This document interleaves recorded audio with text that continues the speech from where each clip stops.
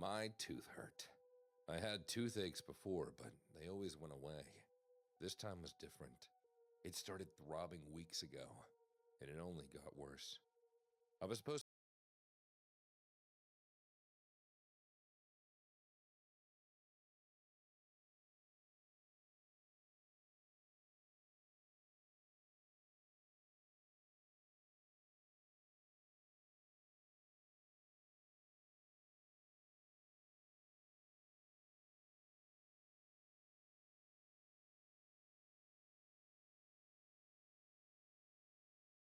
to meet my friend Isla for brunch, but I called her to cancel. I was in too much pain. Over the phone, I told her the truth. You have to see a dentist. I know you don't want to, but you need to go. I can drive you if you want. I knew Isla was right. Even though I was terrified of dentists, I couldn't live with the pain anymore. Since I didn't have a dentist myself, I asked Isla to book me an appointment at her dental office. She was happy to oblige, and even happier to tell me her dentist was free this afternoon. 2 hours later, I was in the dental office, filling out a form and trying to act brave. Isla held my hand, just to remind me that I wasn't alone. The receptionist took my information and told me to take a seat. I didn't have a chance before the dentist himself walked into the waiting room and led me into one of the back rooms. He told me to sit in the reclining chair and explain how I felt. After I explained everything, he made me open my mouth so he could take a look. He identified the problem of the toothache right away, assuring me he could take away the pain. All I needed was a cavity filled, and it wouldn't take too long. And it didn't. Despite all my fears, the procedure itself was painless. It lasted for less than 20 minutes, and all the pain was gone. Since it's your first time here, this is free of charge. Just be careful with that tooth, okay? I will charge you for any returning visits. Shocked at my good luck, I thanked him and headed back into the waiting room. I didn't understand how a business could make any money if they didn't charge customers, but my only explanation was that he wanted my repeat business. Isla led me back to her car. To celebrate my first visit to the dentist in years, she offered to take me to Swayze.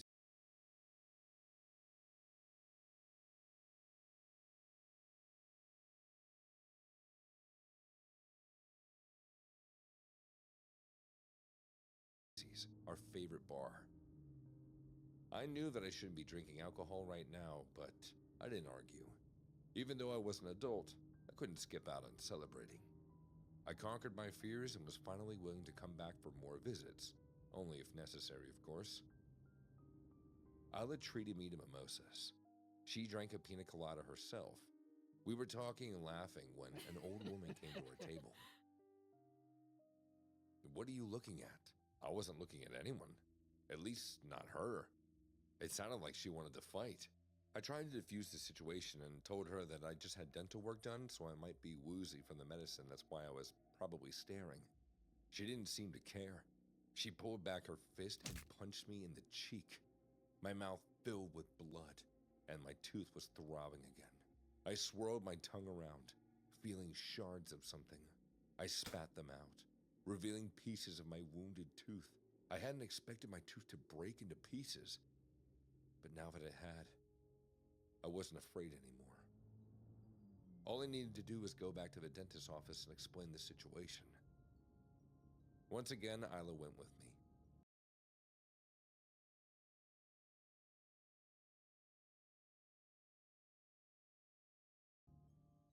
The dentist took one look at me and brought me back into the same operating room. You know, I'm going to charge you this time, right? I nodded. He got work on the jagged stump that used to be my tooth. Are you having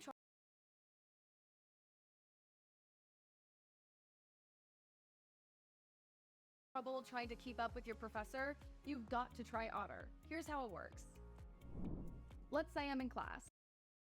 And this time it was much less pleasant than the first. I really felt him digging around. He saddled down my tooth and added a cap. I knew this would be expensive, but at least it took the pain away. He was almost done when I noticed his family photos on the counter. One of the framed pictures showed him and his mother. It was the lady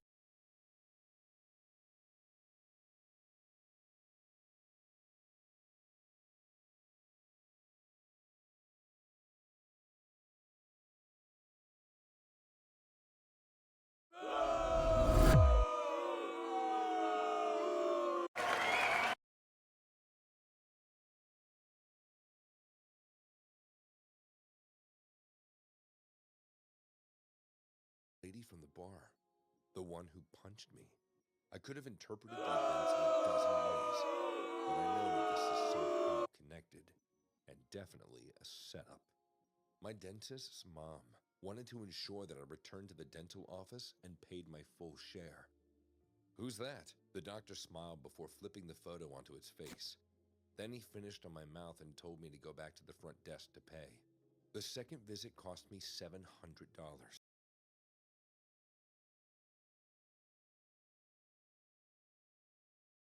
I knew it wasn't fair, but I paid anyway. When I went back to Isla, she seemed concerned by my expression. I told her what I'd discovered, and she was even angrier than I was.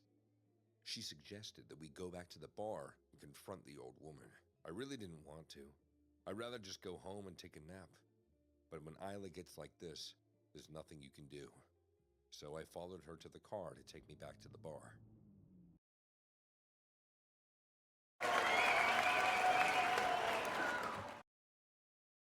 The old lady was playing pool by herself.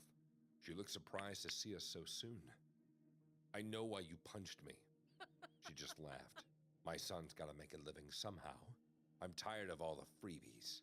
The way she said it made it seem like her son had no idea what she was doing to ensure her repeat customers. He was a legit business, while his mother was violent and awful. Isla waited for me to do something, but I had no idea what. I didn't want to fight an old woman. I looked at the pool table. She seemed to be really good at billiards, and I was too. "I'll play you.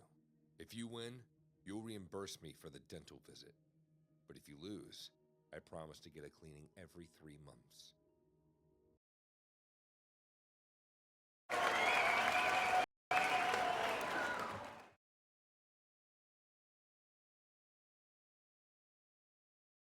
She agreed, racked up the balls, and said that she was ready to break.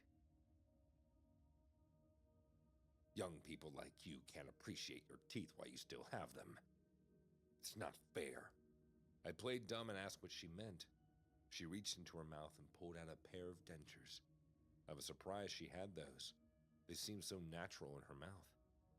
Before we'd started a pool game, Isla rushed forward, grabbed the dentures out of the woman's hand, and raced for the door. "Run!" It was such a weird visual. Seeing Isla hold up fake teeth as she ran through the crowd of barflies. I took one last look at the toothless woman, and then followed Isla outside. It was a small victory, but it felt great.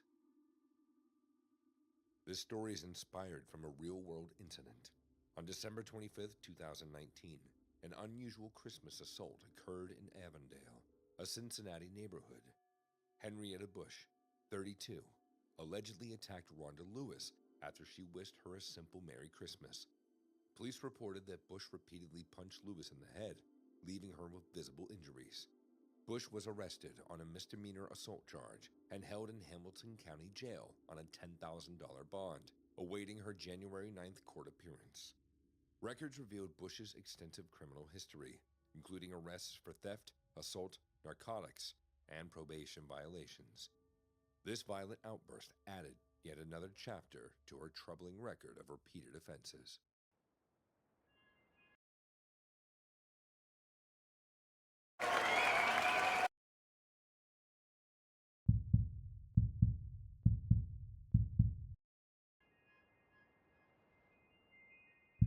When I was 18, I spent my mornings at my grandfather's house.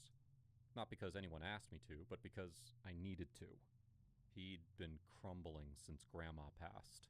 3 months of silence. Grief tucked into every corner of the house they once filled with laughter. His home smelled of black coffee and something faintly metallic, like the scent of a man who's been to war and lived too long afterward. Most mornings were quiet.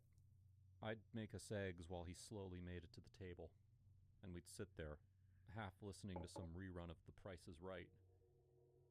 He rarely talked. When he did, it was mostly memories. "Your grandma hated this show," he'd say with a slight smirk, "but she'd watch it just to tease me." We never talked about death. It sat in the room with us anyway. The third plate I still set out by habit. But June 7th was different. I walked in, and he was already standing at the door, like he was waiting. Not hunched over or shivering in that threadbare robe. No, upright. His face lit like he had just seen God himself. "There's my boy," he beamed. "Hey, Grandpa," I said cautiously, eyeing the oxygen tank still nestled by his recliner. He grabbed my arm with surprising strength. "Guess what?" "What?" "I'm gonna go see my wife," he whispered, eyes misting over. "In 2 days." I laughed nervously, trying to gauge if he was joking. "What, like, in a dream?" "No, I am going. 2 days." That's when I thought maybe he'd finally cracked. Maybe loneliness had unstitched the last bit of thread holding him together. He wouldn't elaborate, just smiled, settled into his chair, and asked me to put on Wheel of Fortune. That night I barely slept. I kept replaying it. 2 days. The next morning I returned. Same smile, same calm. He wasn't afraid. That's what scared me the most. People talk about death with dread, but him? He looked relieved. We spent the day watching TV, talking about Grandma. He told me how they met, at a high school sock hop in 1955. She was wearing red lipstick and chewing gum, and he tripped trying to ask her to dance. She laughed at him for years over that. "You think she'll be mad if I show up unshaven?" he asked. "I think she'll smack you either way," I joked. He chuckled and closed his eyes. "Good. I'm being smacked by her." The next day, the second day, I arrived at 9 a.m. The house was quiet. No TV. No movement. I called out. No answer. I walked to his bedroom. He looked like he was sleeping, arms crossed over his chest. A small smile still stitched onto his face, like he'd left the world mid-laugh. I touched his wrist. Cold. My chest caved in. I dropped to my knees. He knew. That's what kept me up for weeks afterward. The way he said it. The peace he had. How he wasn't scared, wasn't in pain, just ready. It wasn't a guess. It wasn't coincidence. People think that kind of thing is just poetic hindsight. A narrative we build to make ourselves feel better. But I was there. I felt it. The doctors said it was heart failure, that he passed in his sleep. No suffering. But no diagnosis can explain that smile. I didn't cry at first. I just sat next to his bed, my fingers laced through his, the way I used to do when I was a kid scared of thunder. And then I looked up and whispered, "Tell her I said hi." This story has been inspired from a real experience shared by one of our Broccoli Fam subscribers. This is what they said. "When I was 18, my grandfather was struggling with heart issues. I visited him every morning. We'd talk, watch TV, and I'd help around the house. He'd been lonely since my grandmother passed 3 months earlier. No! On June 7th, I walked in to find him beaming.